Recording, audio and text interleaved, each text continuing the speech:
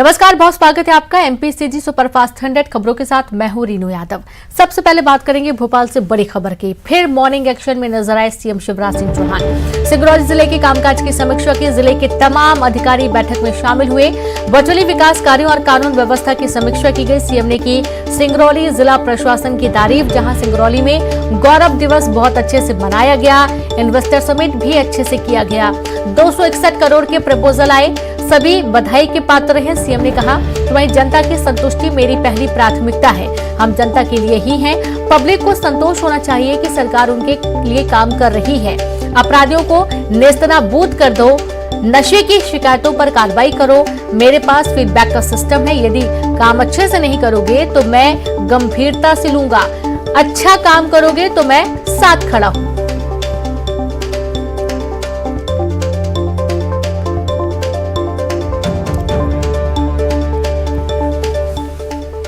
तो आप देखिए कि सीएम के यहाँ पर दो रूप देखने को मिलते हैं। एक, काम में लापरवाही की गई तो गंभीरता से देखा जाएगा, और यदि काम अच्छा किया गया तो साथ खड़े रहने की बात भी कही गई है। और आप देखिए कि सिंगरौली में जो प्रशासनिक अधिकारी हैं उनकी उन्होंने जमकर तारीफ भी की और बधाई के पात्र बताते हुए उनका ये भी कहना था कि बहुत अच्छा काम किया गया है।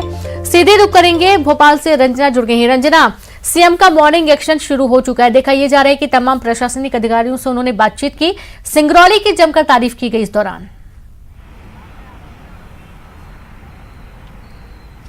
जी रेनू, बिल्कुल सीएम शिवराज सिंह चौहान सुबह से ही एक्शन मूड में नजर आ रहे हैं और लगातार जो बैठकें हैं, समीक्षा बैठक है जिलों के साथ वो कर रहे हैं, जिसमें शुरुआत सिंगरौली जिले से हुई, जिसमें उन्होंने सिंगरौली जिले की समीक्षा की और अधिकारियों से विकास कार्यों को लेकर जो पूरी रिपोर्ट है वो भी ली। और इसमें कानून व्यवस्था को लेकर भी अधिकारियों को जो दिशा निर्देश है वो दिए कि किसी भी तरह से जो कानून व्यवस्था है वो पूरी तरह से सख्त होना चाहिए और अपराधियों को बिल्कुल भी जो बर्दाश्त है वो नहीं किया जाना चाहिए। अपराधियों को नेस्तनाबूद करना चाहिए। तो दूसरी तरफ जिस तरीके से वहां पर अच्छा काम किया, बड़े जो इंडस्ट्री के क्षेत्र में, उद्योगों के क्षेत्र में जो 261 से ज्यादा प्रपोजल्स आए, तो उसको लेकर उन्होंने अधिकारियों की पीठ भी थपथपाई, अधिकारियों की जो कार्य है उसकी सराहना भी की। तो वहीं दूसरी तरफ ये भी कहा गया कि आंगनवाड़ी है उनको आइडल बनाया जाए, उसमें जो गोद लेने की जो प्रक्रिया है वो सिर्फ कागजी कार्रवाई के तौर पर ना रहे, बल्कि इसमें ज्यादा से ज्यादा बड़ी संख्या में लोग आगे आए और आंगनवाड़ियों को गोद लें और जो बच्चे हैं उनको कुपोषण से दूर करने की दिशा में जो काम है वो भी करें। और खास करके आंगनवाड़ियों में जो बिजली कनेक्शन ना होने की समस्याएं हैं उसको जल्द से जल्द दूर किया जाए। तो दूसरी तरफ अभी आगे आने वाले दिनों में जो प्रदेश भर में जो अन्न उत्सव है उसकी शुरुआत होने जा रही है।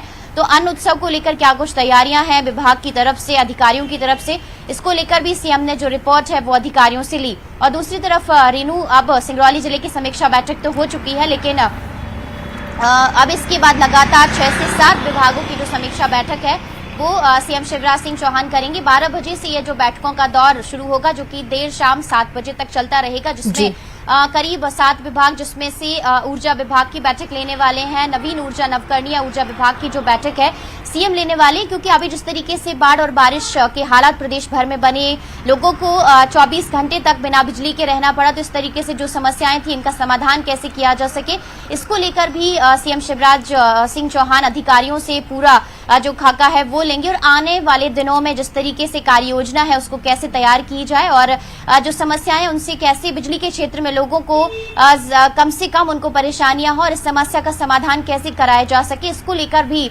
जो आज पूरी बैठक है वो होगी, जिसमें ऊर्जा मंत्री बरचौली जुड़ेंगे और आनंद विभाग, धार्मिक जो विभाग है उसकी बैठक भी होने वाली है। और विकास कार्यों को लेकर सीएम अधिकारियों से रिपोर्ट लेंगे और इसमें नए सिरे से किस तरीके से योजनाओं का क्रियान्वयन किया जाना है, धरातल पर कैसे योजनाओं को ले जाना है, इसको लेकर भी जो फीडबैक है वो अधिकारियों से लेंगे। जी बिल्कुल, बहुत शुक्रिया आपका रंजना तमाम जानकारी के लिए। तो इस तरीके से लगातार मॉर्निंग एक्शन में अब मुख्यमंत्री नजर आ रहे हैं। और भोपाल से बड़ी खबर है, सीएम शिवराज सिंह चौहान लेंगे समीक्षा बैठक, जहां अलग अलग विभागों के अधिकारियों के साथ समीक्षा बैठक करेंगे। सीएम ने ऊर्जा विभाग की बुलाई समीक्षा बैठक। बाढ़ के बीच बिजली व्यवस्था को बेहतर करने पर चर्चा होगी। 12:15 पर मंत्रालय में सीएम लेंगे समीक्षा बैठक। बैठक में बचौली जुड़ेंगे ऊर्जा मंत्री। 1:15 पर नवीन और नवकरणीय ऊर्जा विभाग की बैठक होगी। सौर ऊर्जा प्रोजेक्ट की प्रोग्रेस को लेकर भी समीक्षा बैठक करेंगे मुख्यमंत्री। 4:15 पर धार्मिक न्याय धर्मस्व विभाग की बैठक होगी। राम वन गमन पथ को लेकर हो सकती है चर्चा। 5 बजे सामाजिक न्याय एवं निःशक्त जन कल्याण विभाग की बैठक होगी और 6 बजे विज्ञान एवं प्रौद्योगिकी विभाग की बैठक होगी। 6:45 पर आनंद विभाग की बैठक होगी और विभागीय कार्यक्रमों की समीक्षा करेंगे मुख्यमंत्री शिवराज सिंह चौहान। तो देखिए कि आज बैठकों का जो दौर है वो लगातार चलता रहेगा। अगली खबर ग्वालियर से, जहां बेजुबान पर जुल्म की तस्वीरें सीसीटीवी कैमरे में कैद हुई हैं। 2 महिलाएं स्ट्रीट डॉग पर हमला करती हैं।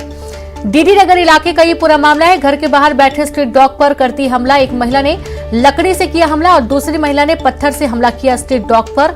तो वहीं हमले के वीडियो सोशल मीडिया में वायरल हो रहा है। डीडी नगर इलाके का ये पूरा मामला सामने आया है और इस वीडियो के सामने आने के बाद एनिमल लवर्स ने महाराजपुरा थाने में मामले की शिकायत दर्ज करवा दी है। तो बेजुबानों पर हमले की तस्वीरें लगातार सामने आ रही हैं और ज्यादा जानकारी के साथ संवाददाता सुशील जुड़ गए हैं। सुशील, हम देख पा रहे हैं कि बेजुबानों पर हमले लगातार होते जा रहे हैं। ये वीडियो भी सामने आया है।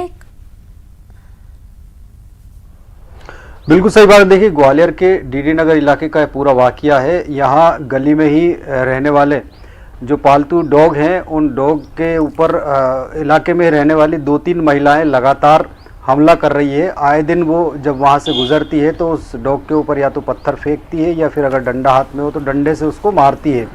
इस बात को लेकर सामने रहने वाले परिवार ने भी आपत्ति ली है, लेकिन तीनों जो महिलाएं इस पर हमला करती है वो लगातार अपनी हरकतों से बाज नहीं आ रही। यही वजह है कि इन महिलाओं की जो हरकत है, उस हरकत का सीसीटीवी फुटेज निकाल कर जो सामने वाला परिवार है उसने महाराजपुरा थाने में शिकायत की है कल शाम को। लेकिन अभी तक इस मामले में पुलिस की तरफ से कोई कार्रवाई नहीं की गई है।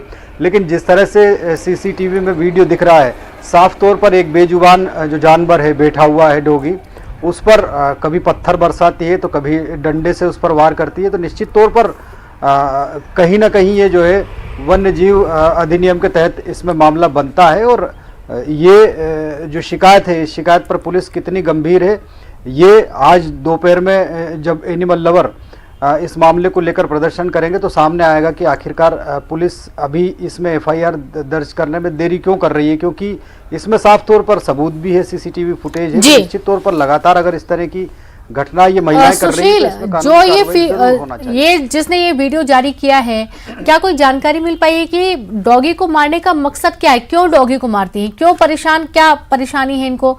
बेजुबान जानवर हैं, घर के बाहर बैठे हैं, क्यों मारना इनको? बिल्कुल, देखिए, इन जो महिलाएं हमला करती है उनकी शिकायत सिर्फ यही है कि रात बेरात ये डॉगी जब गली में बैठा रहता है तो अनजान लोग निकलते हैं तो उनके ऊपर शोर शराबा करता है या भौंकता है। इसी बात को लेकर वो नाराज है। हालांकि ये सामान्य सी बात है, लेकिन इस बात को लेकर इतना गुस्सा होना कि उस डॉगी के ऊपर लगातार हमला करना, उसके ऊपर लगातार पत्थर या डंडे बरसाते रहना कहीं ना कहीं गैरकानूनी है। और निश्चित तौर पर जो डॉग लवर्स है वो आज इस मामले में प्रदर्शन करने जा रहे हैं, साथ ही थाने पर भी पहुंचेंगे आज भी, क्योंकि कल जो सामने वाला परिवार था उसने एफआईआर के लिए आवेदन दिया था, लेकिन पुलिस ने अभी इस मामले में एफआईआर दर्ज नहीं की है। लेकिन जो वीडियो सामने आए हैं उसमें कहीं ना कहीं बेजुबान पर अत्याचार हो रहा है। जी बिल्कुल, बहुत शुक्रिया आपका सुशील तमाम जानकारी के लिए। और अब देखना ये है कि पुलिस क्या कुछ कार्रवाई इस पूरे मामले में करती है। वहीं दिल्ली से बड़ी खबर है। दिल्ली के चुनाव के दौरान मुफ्त की रेवड़ियों का पूरा मामला है। सुप्रीम कोर्ट आज सुनाएगा फैसला। सुनवाई के दौरान कोर्ट ने इस समस्या से निपटने के लिए एक विशेषज्ञ कमेटी बनाने पर जोर दिया था। पिछली सुनवाई के दौरान कोर्ट सरकार से सर्वदलीय बैठक के जरिए एक राय बनाने की बात कह चुका है। निर्वाचन आयोग ने भी कहा है कि इस बारे में नियम, कायदे और कानून बनाने का काम उसका नहीं बल्कि सरकार का है। सरकार बोली कि कानून बनाने का मामला इतना आसान नहीं है। कुछ विपक्षी पार्टियां इस मुफ्त की घोषणाएं करने को संविधान प्रदत्त अभिव्यक्ति के अधिकार का अंग मानती हैं। और संवाददाता सुशील पांडे जुड़ गए हैं। सुशील, देखा जा रहा है कि मुफ्त की रेवड़ियों के मामले में आज अहम सुनवाई होने वाली है सुप्रीम कोर्ट में।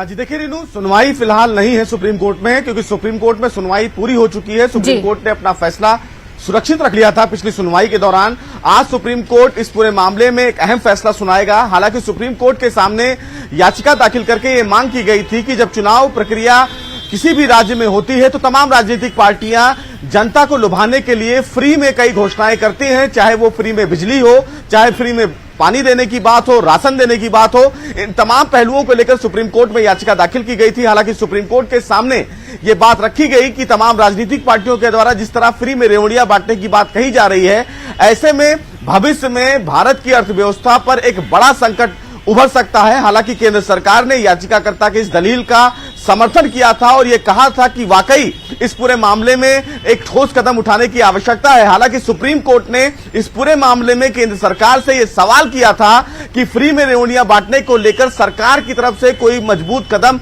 क्यों नहीं उठाया जा रहा है। इस पर केंद्र सरकार की तरफ से कहा गया था कि चुनाव आयोग चुनाव प्रक्रिया को पूरा करवाता है, लिहाजा चुनाव आयोग इस पूरे मामले में महत्वपूर्ण कदम उठाए। क्योंकि चुनाव आयोग की तरफ से कोर्ट में यह कहा गया कि पीपल्स ऑफ रिप्रेजेंटेटिव एक्ट के मुताबिक उनके पास इतनी शक्तियां नहीं है कि वो किसी राजनीतिक पार्टियों के द्वारा फ्री में रेवड़ियां बांटने पर कोई लगाम लगाएं। क्योंकि चुनाव आयोग का काम सिर्फ इतना होता है कि जब किसी राज्य में चुनाव प्रक्रिया होती है तब तक चुनाव आयोग का रोल होता है, लेकिन जब कोई गवर्नमेंट फॉर्म हो जाती है उसके बाद वो अगर इस प्रकार की कार्रवाई करते हैं तो ये अधिकार फिलहाल अमेंडमेंट में होगा, यानी कि कानून में संशोधन करने पर होगा। बहरहाल केंद्र सरकार और चुनाव आयोग इस प्रक्रिया को लेकर आमने सामने थे। अब ऐसे में केंद्र सरकार की तरफ से सुप्रीम कोर्ट में एक विशेषज्ञ कमेटी बनाने की बात कही गई थी, जिसमें नीति आयोग के डायरेक्टर शामिल किए जाएंगे, आरबीआई गवर्नर शामिल किए जाएंगे, कैग के तमाम लोग शामिल किए जाएंगे और साथ ही साथ तमाम जो राजनीतिक पार्टियां हैं उनके प्रतिनिधि को शामिल करवाया जाएगा। और ये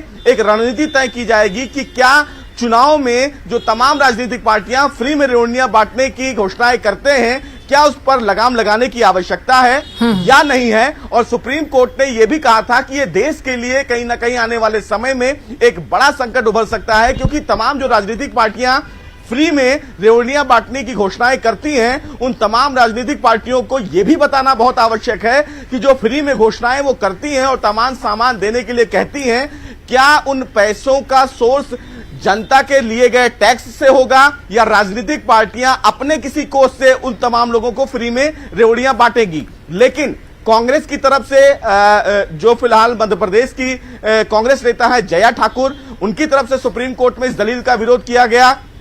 आम आदमी पार्टी के द्वारा इस दलील का विरोध किया गया और साथ ही साथ डीएमके के द्वारा इस दलील का विरोध किया गया कि तमाम सामाजिक कल्याणकारी योजनाएं सरकार का अधिकार हैं और इस प्रकार की योजनाओं पर सुप्रीम कोर्ट रोक नहीं लगा सकता है, यानी कि सुप्रीम कोर्ट ऐसा कोई आदेश जारी नहीं कर सकता है। हालांकि सुप्रीम कोर्ट ने यह कहा कि अगर इस प्रकार से तमाम लोगों को फ्री में रेवड़ियां बांटी जाती है तो जो फिलहाल सामाजिक कल्याणकारी योजनाएं और फ्री में तमाम रेवड़ियां बांटने को लेकर जो योजनाएं की जाती हैं उसमें एक बड़ा डिफरेंस देखने को मिलता है। लिहाजा यह भी तय करना बहुत आवश्यक है कि समाज के अधिकारों के लिए यानी जनता के फायदे के लिए लोगों को जो योजनाएं सरकार देती हैं, क्या वो फ्री रेवड़ियों बांटने से संबंध रखती हैं या नहीं रखती हैं। तो इन तमाम पहलुओं पर सुप्रीम कोर्ट ने तमाम दलीलों को सुना था रीनू। उसके बाद अपना फैसला सुप्रीम कोर्ट ने सुरक्षित रख लिया था। उम्मीद ये है कि सुप्रीम कोर्ट हो सकता है आज अपने फैसले में एक कमेटी का गठन करे जो ये तय करेगी भविष्य में कि क्या जो राजनीतिक पार्टियां फ्री में रेवड़ियां बांटने की घोषणाएं करती हैं, क्या उनको यह अधिकार दिया जा सकता है या नहीं। क्योंकि सुप्रीम कोर्ट का रीनू ये फैसला आने वाले समय के लिए तमाम राजनीतिक पार्टियों के चुनावी घोषणाओं का भविष्य तय करेंगी। जी बिल्कुल, बहुत शुक्रिया आपका सुशील तमाम जानकारी साझा करने के लिए। अब अगली खबर का हम रुख करेंगे, बात करेंगे जबलपुर से बड़ी खबर की। धर्मशास्त्र नेशनल लॉ यूनिवर्सिटी के छात्रों ने शुरू किया आमरण अनशन। लॉ यूनिवर्सिटी की मनमानी से परेशान सैकड़ों छात्रों ने लगाए भ्रष्टाचार के आरोप। छात्रों ने लगाए आरोप मनमाने ढंग से बढ़ा दी गई फीस, छात्राओं के साथ हो रहा गलत बर्ताव। कुलपति तत्काल दें इस्तीफा, अपनी मांगों को मनवाने अड़े छात्र और छात्राएं। तो आप ये देखिए कि छात्र और छात्राएं बैठ चुके हैं। उनका ये कहना है कि जो कुलपति हैं वो तत्काल इस्तीफा दें। अपनी मांगों को मनवाने के लिए छात्र छात्राएं अड़ चुके हैं। गलत व्यवहार करने का भी आरोप छात्राओं के साथ लगाया गया है।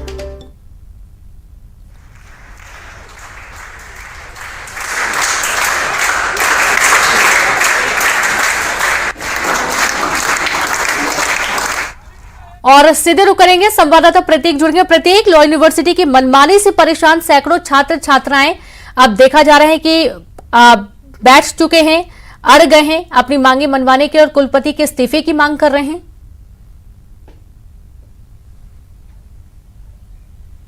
जी हाँ, देखिए बिल्कुल, क्योंकि कहीं ना कहीं ये यूनिवर्सिटी वो है जो समाज को वकील देती है, न्यायाधीश देती है। अमूमन यहाँ से जो छात्र पढ़ेंगे वो भविष्य में जाके समाज को ही सर्व करेंगे। और यहाँ जो छात्र हैं वो बेहद परेशान हो रहे हैं। ऐसा उनका कहना है कि अचानक फीस में मनमानी बढ़ोतरी कर दी गई। जो एक फीस 700 रुपए की होती थी उसे 7,000 कर दिया गया, यानी 1000 गुना की बढ़ोतरी लगभग कर दी गई। इतना ही नहीं, करीब 12 दिनों से इनका जो अनशन है वो जारी है। बहरहाल अब भूख हड़ताल की शुरुआत कल से हो चुकी है। ये भी जानकारी लगी है कि देर रात 2 छात्रों की हालत बिगड़ी, जिन्हें एम्बुलेंस के सहारे अस्पताल में भर्ती भी कराया गया है। बहरहाल जो भी हो, कहीं ना कहीं धर्मशास्त्र नेशनल यूनिवर्सिटी जिस सिद्धांत के साथ खुली है वो कहीं ना कहीं अब गड़बड़ सा हो रहा है, क्योंकि छात्र कुलपति से परेशान है, ऐसा उनका आरोप है और जल्द उनके इस्तीफे की मांग कर रहे हैं। जो छात्राएं हैं उन पर कहीं ना कहीं कमेंट्स जो है आए दिन होते हैं, उनके पहनावे को लेकर कमेंट होते हैं, स्टाफ द्वारा भी इसे किया जाता है और कुलपति कुछ नहीं करते, ऐसा आरोप छात्र पहले भी लगा चुके हैं। तो बहरहाल लगातार अनशन का दौर धर्मशास्त्र नेशनल लॉ यूनिवर्सिटी में चल रहा है।